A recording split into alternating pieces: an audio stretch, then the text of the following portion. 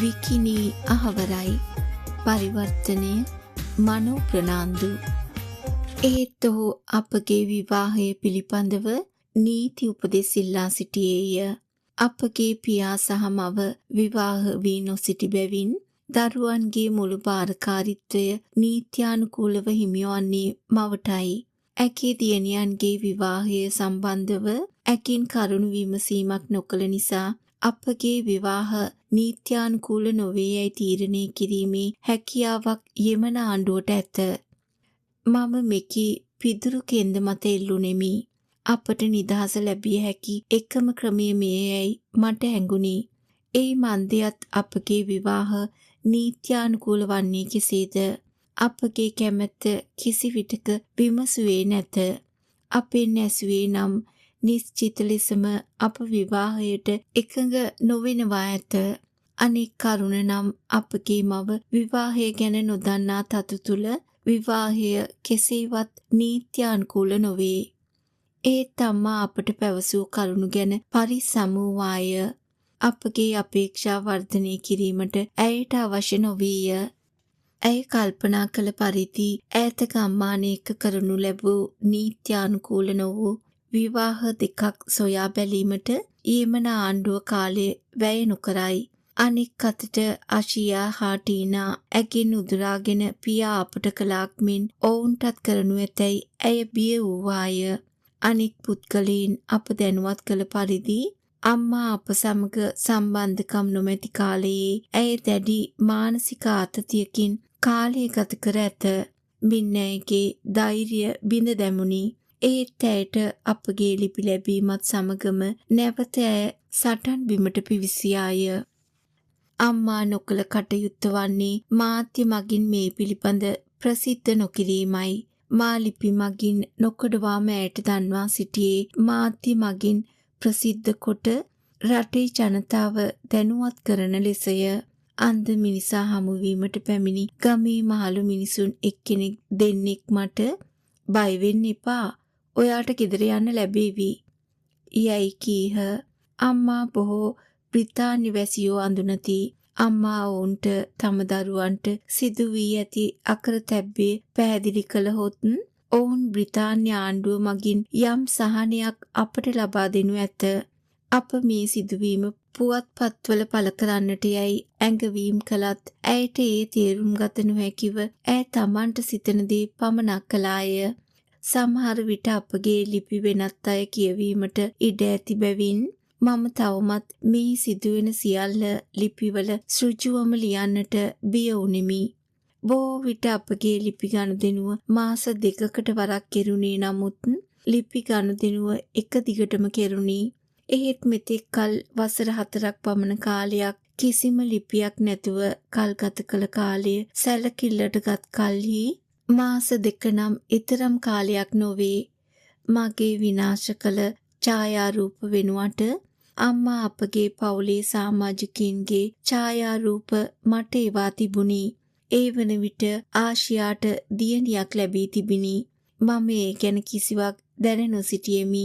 අබ්දුල් කාඩා ළඟ කැමරාවක් තිබුණි. ඔහු නාඩියාගේ හා මගේ ඡායාරූප ගති. මම ඒ ඡායාරූප අම්මාට තැපැල් කළෙමි. අපහට අබ්දුල් කාඩා කරන එබඳු සැලකිලි මගින් සිරකාරියන්සේ අප ගත කරන ජීවිතය පිළිබඳ අපගේ චෝදනාව නිෂ්ප්‍රභ කිරීමට ඔහු ප්‍රයත්න දැරුවා විය හැකිය. මෙසේ මාස ගණනාවක් ලිපි එහි මෙහි හුවමාරු වීමේදී යමක් සිදුවෙමින් පවතින්නේ යැයි හැඟීමක් මට ඇතිවිය. මින් මගේ නොයිවසිල්ල දෙගුණ තෙගුණ විය.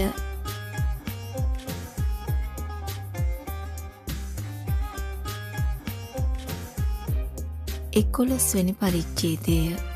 අම්මාගේ පැමිණීම. අබ්දුල් කාඩා සමග අබ්දල්ලා වෛද්‍ය ප්‍රතිකාර පිණිස එංගලන්තයට ගියහ.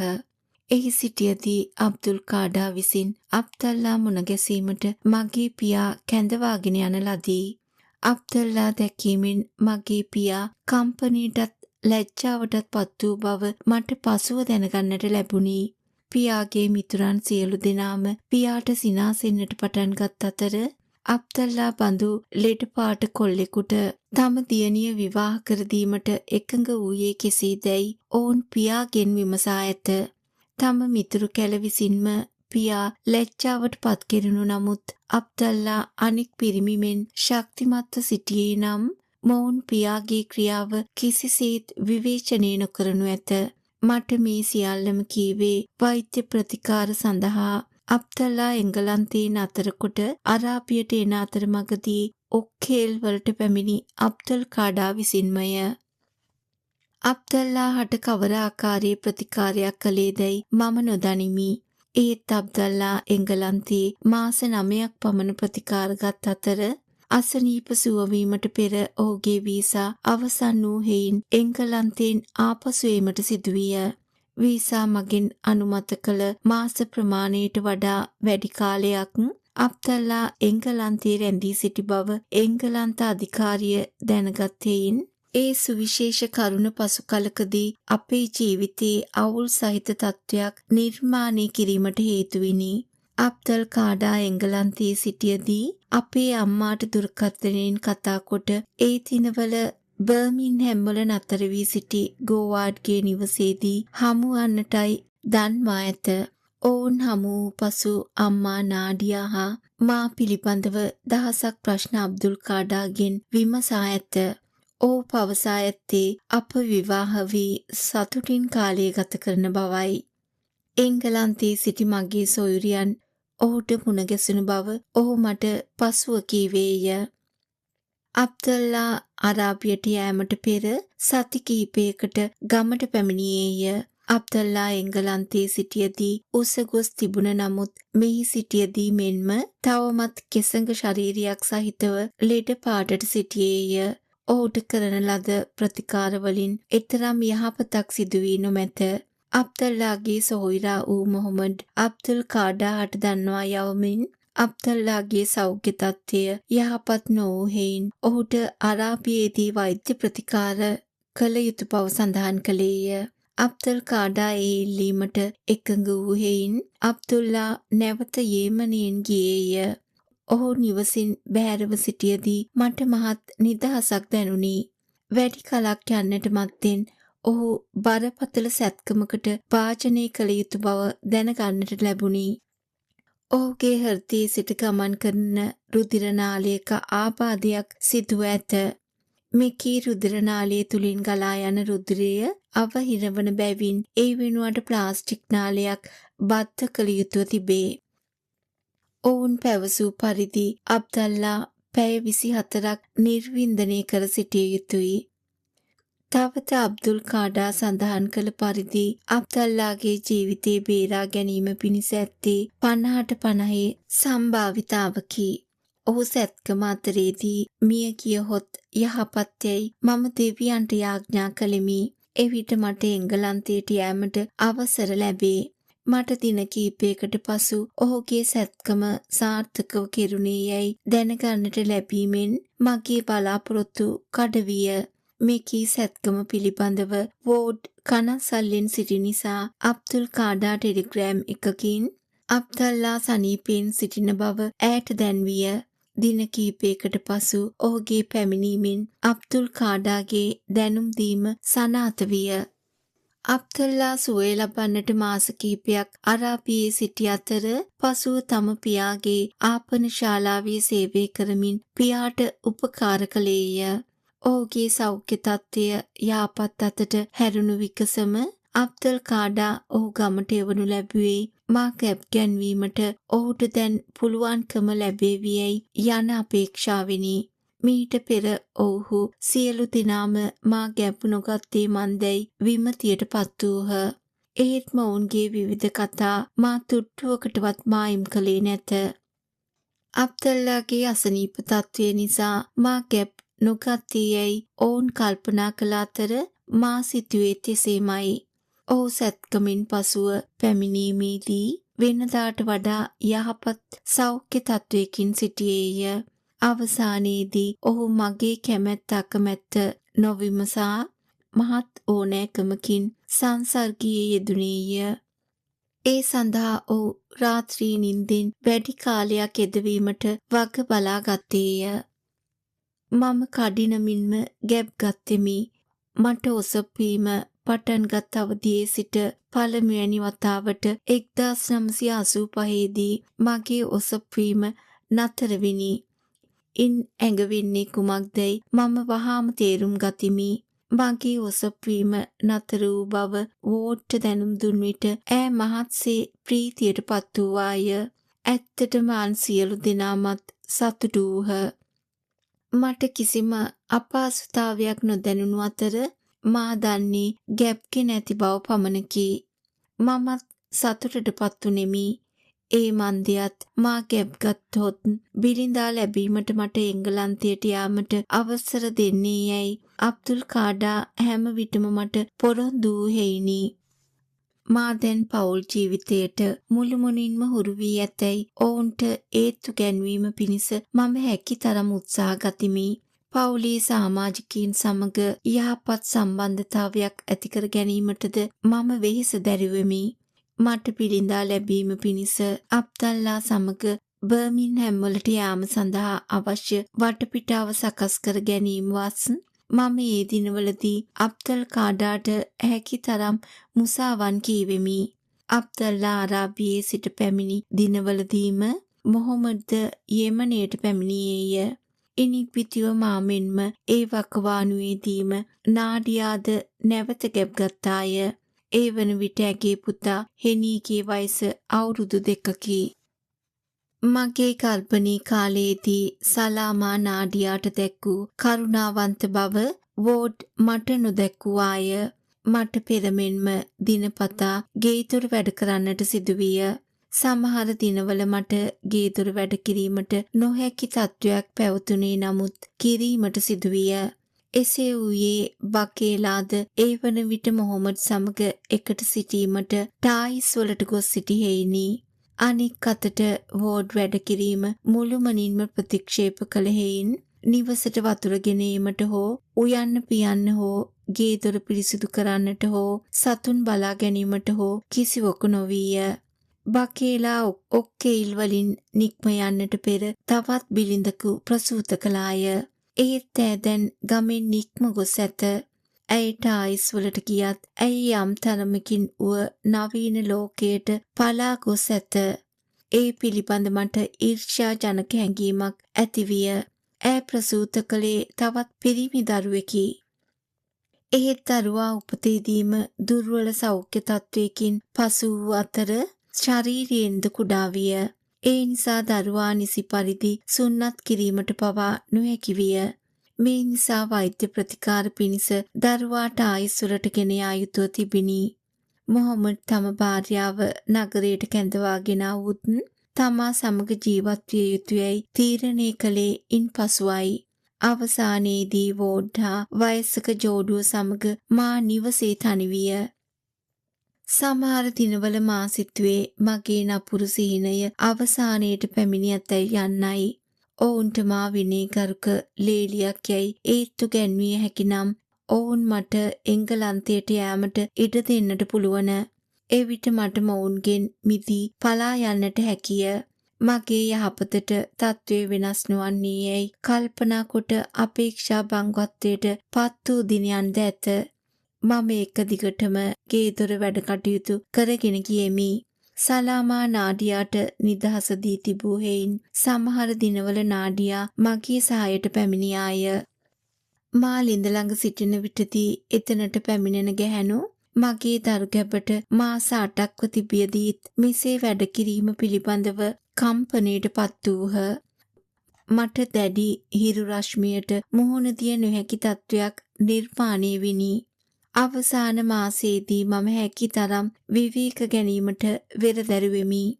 එක් සන්ධ්‍යාවක විනාඩි කිහිපයකට මා ඇඳ මත හාන්සි වී සිටියදී කන්ද පාමුල නිවසේ අමීනා ඇගේ නිවසේ මතු මහලේ සඳරු තලය මත නැගී අපට කතා කරනවා මට ඇසුණි. ටායිස් වල සිට මොහොමඩ් එවා ඇති පාර්සලය ගැනීමට එන්නැයි ඈ අපට කීවාය. මා ඇඳ මතින් සෙමින් නැගිටින මොහොතේදී වෝඩ් මට කලින් දිව ගියාය. කන්ද පාමුල යන විටදී රැස් වූ සුළු පිරිසක් තමන් අතරේ කොඳුරමින් සිටිනවා මම දුටුවෙමි. ඒ ස්ථානයට යන විටදී ඔවුන් කතා කළේ මා දෙස බලමින් නිසා කුමක් හෝ සිදු වී ඇතැයි මට සැකසිතුනි. පාර්සලයක් ගෙනාවේ නම් ඒ මොහොතේදීත් රථයේ තිබිය යුතු නමුත් පාර දෙස බැලූ විට ලෑන්ඩ් රෝවර් ජිප් රථයක් මම නොදුටුවෙමි.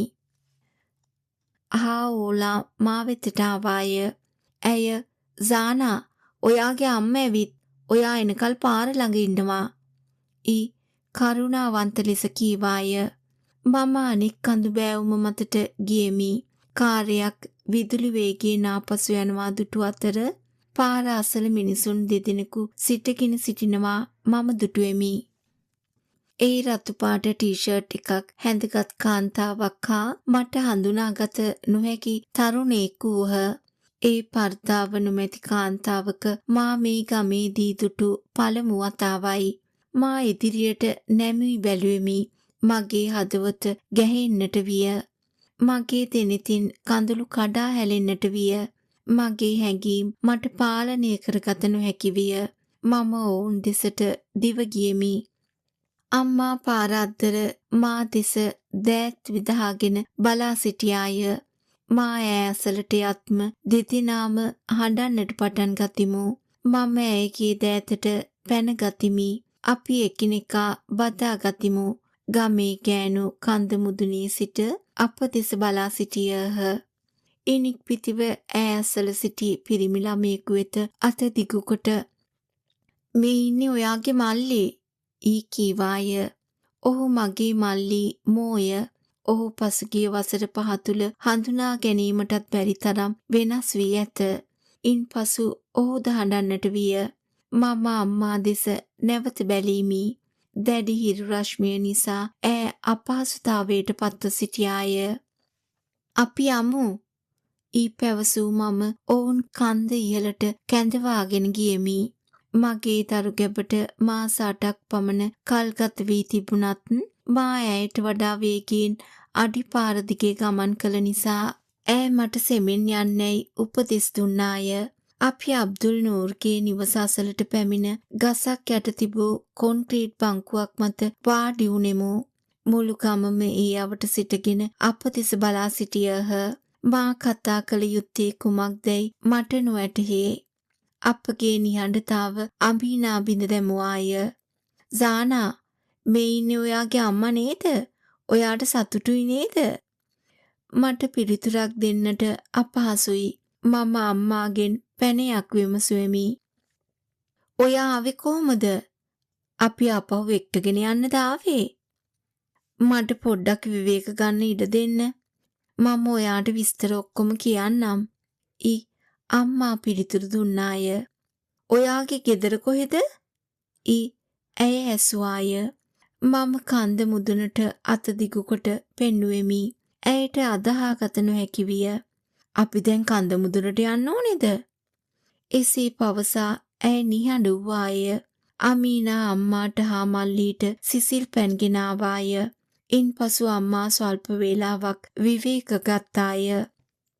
ඇය අපගේ නිවසට කැඳවාගෙන ගොස් සිදුවන්නේ කුමක්දැයි විස්තර දැනගැනීමට මම නොයිවසිල්ලෙන් සිටියෙමි.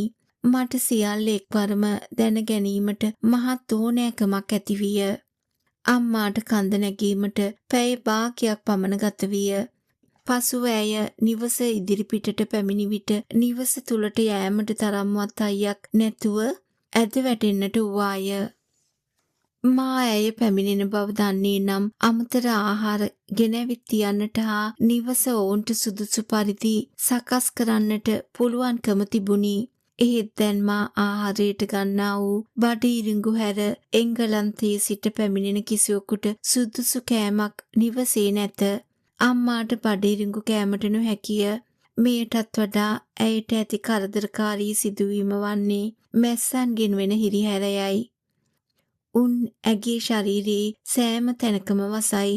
මා අලුතින් මේ නිවසට පැමිණි විට දැනුණු පරිදිම ඕනෑම අමුත්තෙකුට මැස්සන්ගේ කරදරය විශ්මිත සංසිද්ධියකි.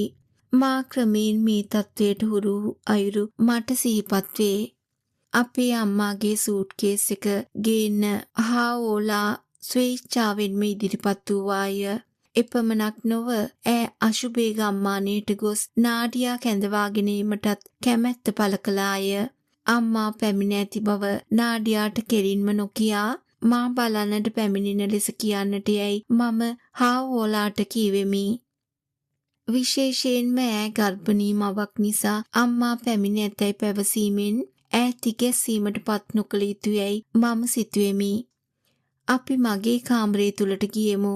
ඈ මෙතෙක් සිදු වූ සියල්ලම මට විස්තර කළාය. අබ්දුල් කාඩා හා ගෝවාඩ් විසින් ඊනියා විනෝද චාරිකාව සඳහා යෙමනයට අප කැඳවාගෙන ගොස් නැවත නොපැමිණි හේයින් මෙහි යම් අභිරහසක් ඇතැයි මවට හැඟුණි. එහෙත් ඒ අභිරහස කුමක්දැයි ඈට හරියටම කිව නොහැකිය. මේ අතරේ යෙමනී සිට පැමිණි මිනිස්සු ඈට අප ගැන යම් යම් විස්තර කියන්නට පටන් ගත්හ. පසුව ඇයට අපගේ ලිපි එකක් දෙකක් පමණ ලැබී තිබීමෙන් පියා අපට කළේ කුමක්දැයි තේරුම්ගත් ඈ පියා අත්හැර ඉතිරි දරුවන් සමග වෙනත් ස්ථානයකට පදිංචියට ගියාය. අප නිවසින් නික්ම ගොස් වසරකට පමණ පසු ජිනීවා නුවර පිහිටි සමාජ සේවා ආයතනයක ප්‍රධානී කැන්ට්වෙල් මහතාට සමීප වීමට ඇයට හැකියාව ලැබුණි. යෙමන් වරුන්ට කඳුකරේ ඈතට ගෙන ගොස් අප සංගවා තබන්නට හැකියාව ඇති හේයින් මේ සිදුවීම පිළිබඳව ප්‍රසිද්ධියක් දීමට ඇය බිය වූවාය. කැන්ට්වෙල් මහතා යෙමන ආණ්ඩුවට නිමක් නොමැතිව ලිපි ලියමින් අප නිදහස් කර ගැනීම පිණිස උපකාර කරන්නැයි ඉල්ලා සිටියේය. යෙමන ආණ්ඩුව එක පිළිතුරු ලිපියක් පමණක් යොමින් ආණ්ඩුව මේ පිළිබඳව සොයා බලන බව දන්වා තිබුණි. ඒත් ඊට පසු කිසිම දෙයක් සිදු නොවිනි. මේ අවස්ථාවේදී කැන්ට්වෙල් මහතා අම්මාට දැනුම් දී තිබුණේ ඔහුගේ සොයා බැලීම් ඔස්සේ අප කුමන ප්‍රදේශයකට ගෙන ගියේද යන්න සොයා ගැනීම සිතියම් මාර්ගයෙන් කළ නොහැකි බවයි. තවද ආණ්ඩුව හා ටායිස්සි පොලිසිය අතර අල්ලස්සා දූෂණ බහුල ලෙස සිදුවන බැවින් අප සොයා ගැනීම දුෂ්කරයයි ඔහු තවදුරටත් විස්තර කළේය. අප සොයා ගැනීම පිණිස ඔවුන් දරන ලද සෑම ප්‍රයත්නයක්ම විසඳුමක් නොමැතිව අවසන් විය. මේ අතරේ අම්මා හදිසි අනතුරකට මුහුණ පෑවාය. ඈ බර්මින්හැම්හි ඇයගේ නිවස අසල තිබූ ටෙලිෆෝන් කුටියකින් දුරකථන ඇමතුමක් ගැනීමට යාමේදී කාර් එකක ඇය හැප්පින. ඇයට බරපතල ලෙස තුවාල වූ අතර ඇය හදිසි සැත්කමකට වාජනය කරන්නට සිදුවිය. ඇයට පවුන් 6500ක වන්දියක් ලැබිණි. ඇය අධිකරණයට ගියේ නම් ඊට වඩා වන්දියක් ලබා ගැනීමේ හැකියාව තිබූ නමුත් ඒ මොහොත වන විට බරපතල ලෙස මුදල් අවශ්‍යතාවයක් තිබූ බැවින් ඒ වන්දියෙන් ඇය සෑහීමකට පත් වූවාය. මේ වන විට කිසිම ආයතනයකට හෝ පුද්ගලයෙකුට අප සොයා ගැනීමට නොහැකි වූ හේයින් අම්මා තමාම මෝ සමග යෙමනයට යෑමට තීරණය කළාය. ඉන්පසු ඈ තම සැලැස්ම පිළිබඳව කැන්ට්වෙල් මහතා දැනුවත් කළාය. එවිට ඔහු යෝජනා කළේ අම්මාගේ ගමන අසාර්ථක වුවහොත් නැතිවීමට තවත් කිසිවක් නොමැති හේයින් මාධ්‍ය දැනුවත් කළ යුතු බවයි. ඇත්තටම ඇගේ හදිසි අනතුර දෛවයේ විසින් නියම කරන ලද්දකි. මින් අප බැලීමට ඒමට අවශ්‍ය මුදල් ඈට ලැබුණි. ඉන්පසු ඈට මුදල් ලැබුණු වහාම අප හමුවීමට පැමිණෙන බව ඇය දන්වා සිටියාය. ඒත් ඈට මුදල් ලැබීමට තෙවසරක් ගත විය. අම්මා හා මෝ යෙමනයට පැමිණි විගස ඔවුහු යෙමනයේ බ්‍රිතාන්‍ය නියෝජ්‍ය කොන්සල්වරයා වූ කොලින් පේජ් මහතා හමුවීමට ගියහ. ඔහු ඇයට දඩබ්බර හා කලහකාරී ලෙස යෙමනයට පැමිණීම කාලේ නාස්ති කිරීමක් යයිද ඇයට අප සොයාගත නොහැකි යයිද නැවත වහාම එංගලන්තයට යන්නැයිද කීවේය. ඔහු තවදුරටත් සඳහන් කළේ අපට යෙමනයෙන් නික්ම යන්නට ලැබෙන්නේ අපගේ ස්වාමි පුරුෂයන්ගෙන් අවසර ලැබුණහොත් පමණක් යන්නයි. ඈ අප සොයාගන්නේ කෙසේදැයි ඔහුට දැනගන්නට ඕනෑ විය. අම්මා ගම්මාන කීපයක නම් කීවාය. එහෙත් ඔහු ඒ ගම්මාන කිසි දිනක අසා නැතැයි කීවේය. අනෙක් අතට සිතියමක් නොමැතිව ගම්මාන සොයාගත නොහැකියයි ඔහු තවදුරටත් කීවේය. ඇය කාර්යාලයෙන් නික්ම යෑමේදී පේජ් මහතා ඔවුන් මෝදගෙන යා හැකි බැවින් ඔහු පිළිබඳ සැලකිලිමත් වන්න අම්මාට අනතුරු ඇඟෙව්වේය. තානාපති කාර්යාලයෙන් කිසිම උපකාරයක් නොලැබෙන බව තේරුම්ගත් ඈ ටායිස් වලට යන බස් රථයක නැගුණාය. මීට පෙර මා නසර් සාලි පිළිබඳව ඇයට කියා තිබූ හේයින් ටායිස් වලදී ඔහු මුණ ගැසීමේ අපේක්ෂාවක් ඇයට තිබුණාය. අම්මාට 1980 සිට මොහොමඩ් පිළිබඳ නොපැහැදිලි ඡායාවක් තිබුණි. අනෙක් අතට ඔහු හා බකේලා දරුවන් සමග ටායිස් වල ජීවත්වන බැවින් ජීවත්වන බවත් මොහොමඩ් බටර් කර්මාන්ත ශාලාවක රැකියාව කරන බවත් ඇය දැනගෙන සිටියාය. ඇය දින 3ක් පුරාම ඉංග්‍රීසි කතා කළ ඕනෑම කෙනෙකු සමග කතා කරමින් මේ ඡායාරූපයේ සිටින තැනැත්තා හෝ නම් දන්නේ දැයි හෝ ඇය පැවසූ ගම්මානයක් දන්නේ දැයි අසමින් හෝඩුවාවක් සොයමින් ටායිස් නගරේ පුරා ඇවිද්දාය. කිසිම කෙනෙකුට ඇයට උපකාර කිරීමට නොහැකි විය. අවසානයේදී නසාර් සාලි දන්නා අයෙක් නසාර්ගේ නිවසට ඈ කැඳවාගෙන ගියේය. පසුව ඔහු ඈ සමග කතා කිරීමට මොහොමඩ්ට පැමිණෙන්නැයි පණිවිඩයක් ඇවීය. මොහොමඩ් ඈ දැකීමෙන් තිගැස්සීමට පත් වූයේය. ඒත් ඔහු අම්මාට හා මෝට මොක්ඛානාවලට යෑමට කටයුතු පිළියෙල කිරීමට එකඟ වූයේය. ඔහු සෞදි අරාබියේ සිටින අබ්දුල් කාඩාට ටෙලිෆෝන් කොට අම්මාට ඔහු සමග කතා කරන්නයි ඉල්ලා සිටියේය. අබ්දුල් කාඩා අම්මා සමග කතා කර ඇත්තේ කෝපයෙන් මෙන්ම බියකිනි. ඇයට ආයිස්වල කුමක් කරන්නේ දැයි දැන ගැනීමට ඔහුට ඕනෑ වී තිබිනි. තවද පවුල් අවුල් කරන්නට එපායි ඔහු අම්මාට අවවාද කර ඇත. ඇය මවාපාමින් ඔහු කතා කරන්නේ කුමක් ගැනදැයි ඇය නොදන්නා බවත් ඇය යෙමනේට ආවේ තම දියණියන් බැලීමට බවත් කියා ඇත.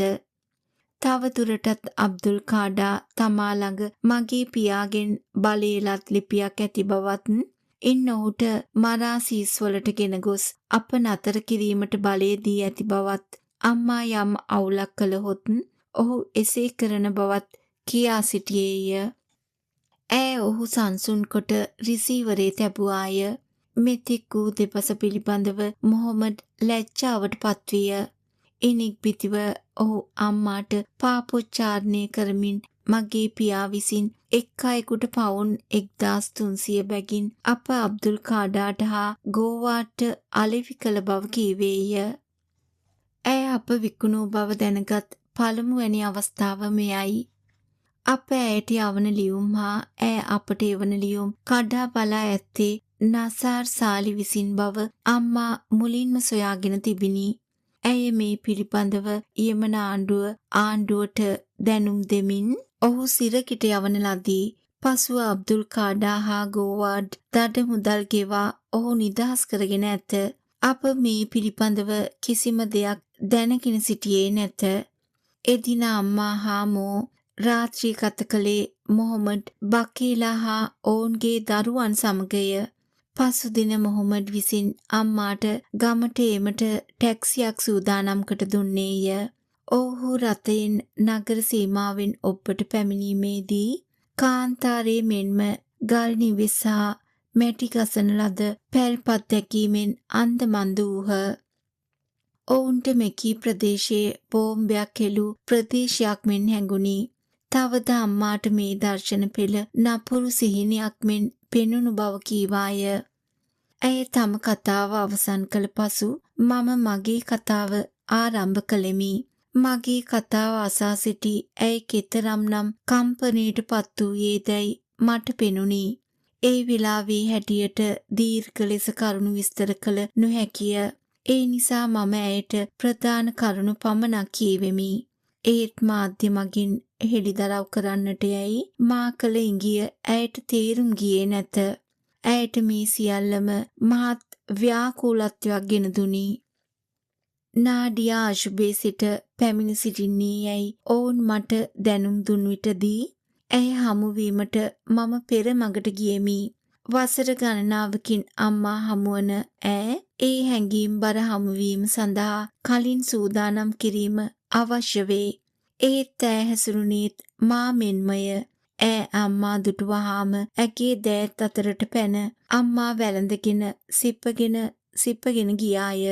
අම්මා හෙනීද වැළඳගෙන සිප්පගත්තාය. වෝඩ් කිසිම සිනහවක් නොමැතිව අමුත්තන් පිළිගත්තාය. මේ හමුවීම තුළින් විශේෂ අදහස් වමාරුවක් සිදුවෙමින් පවතින්නේ යැයි හැඳින නොගත් සිසිල් පැන් සංග්‍රහ කළාය. මා මුලින්ම අම්මා පාරාසල රැඳී සිටිනවා දුටු විට කල්පනා කළේ දැන් නම් අපට එංගලන්තයට යා හැකිය යන්නයි. ඒත් මා ඇය සමග සාකච්ඡා කළ විට හැඟුණේ අපට දැන්ම යෙමනයෙන් පිටවීමට කිසිම ක්‍රමයක් නොමැති බවය. ඒ පිළිබඳව මට කිව හැක්කේ ඇය අවශ්‍ය ප්‍රමාණයට කටයුතු කර නැත යන්නයි. නැත්නම් වැඩේ කරගන්නට පුළුවන් මිනිසුන් මුණ ගැසී නැත. ඇයට නැවත එංගලන්තයට ගොස් මාධ්‍යවේදීන් මුණ ගැසී මේ සිදුවීම අවස්සා අප ගලවා ගැනීමට උපකාර කරන්නැයි ආයාචනා කරන්නැයි මම කීවෙමි. අපට සිදු වූ අලකලංචිය සනාථ කිරීම පිණිස සාක්කියක් අවශ්‍ය වේ. ඉන් අපට යෙමනී සිදුවන්නේ කුමක්දැයි පැහැදිලි කළ හැකිය. මේ නිසා ටේප් පටියක මගේ හඬ කවා දීමට මම යෝජනා කළෙමි. මගේ හඬ කැවූ ටේප් පටිය ජිනීවා නගරයේ සිටින කෑන්ට්වෙල් මහතා වෙත යැවූ විට ඔහුට එය මාධ්‍යවේදීන්ට ඇසීමට සැලැස්විය හැකිය. මේ අවස්ථාවේදී මම මගේම වචනවලින් සත්‍ය ප්‍රකාශ කරමි යැයි තීරණය කළෙමි.